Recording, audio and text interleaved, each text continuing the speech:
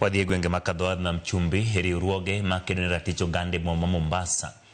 Okwedo paro mar twak e Kenya mangima kagiwacho ni midhiero machando oganda jo Kenya oseyangi kendo nitiere lela.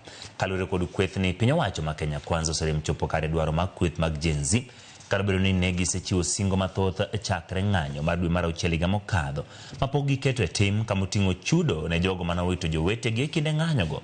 Giwacho ni twak go geto umo wenge oganda jo Kenya kotenore kod ratiro duto ma oserochi. Serikali wako na majukumu ya kufanya, wafanye yale majukumu yao. Kwanza, polisi walioua wakamatwe wapelekwe, huo na haja ya mdahalo, wapelekwe kotini.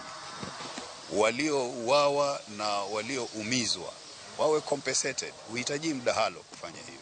The memorandum of understanding which was signed between the two parties with the two Secretary Generals Hassan Omar and Edwin Sifuna, it was very clear that human rights will be guaranteed.